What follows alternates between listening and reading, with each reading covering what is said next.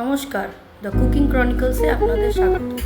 আজ অনেক দিন পর ফিরে এসেছি কাঁচা আমের মিষ্টি আচার নিয়ে। ইনস্ট্যান্ট এটা তৈরি হয়ে যায়। প্রথমেই কাঁচা আমটাকে গ্রেট করে নিতে হবে, তারপরে এতে মেশাতে হবে বিট নুন। আমি 2 চামচ বিট নুন দিলাম। 2টো কাঁচা আম আমি বড় বড় নিয়েছিলাম।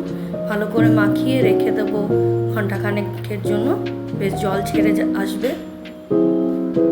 এরপর এতে চিনি আর গুড় মেশাবো সম পরিমাণে, 1:1 রেশিওতে চিনি আর গুড় মেশাতে হবে। কাঁচা আমের ওই গ্রেটেড যেটা করে রাখা হয়েছে, কড়াইয়ে কাঁচা আম, চিনি আর গুড় দিয়ে দিলাম। তারপরে হালকা নাড়াচাড়া করে গ্যাসটা অন করে নেব। গুড় চিনি গলতে শুরু করবে, একটা জল কাটবে, জিনিসটা একটু লিকুইড হয়ে যাবে। আস্তে আস্তে পাক দেবেন, গ্যাসটা সিম করবেন, কখনো ফুল করবেন, আস্তে আস্তে পাক দিতে থাকবেন। গুড় চিনি গলে এসছে ভালো করে, কিন্তু এখনো পাক হবে। এটাতে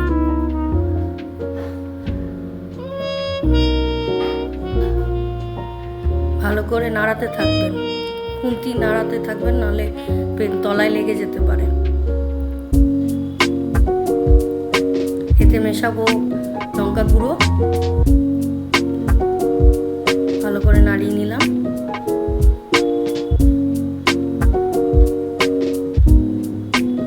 তারপর এতে দিতে হবে গরম মশলা গুঁড়ো, সামান্য।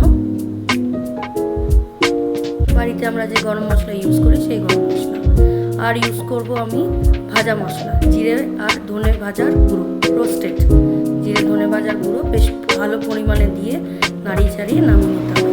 ঠান্ডা হলে আমরা জারে এটা ভরে রাখবো। আপনারা 1 মাস অবধি এটাকে স্টোর করে ভালো করে রাখতে পারেন এবং খেতে পারেন। খুব সুস্বাদু হয়।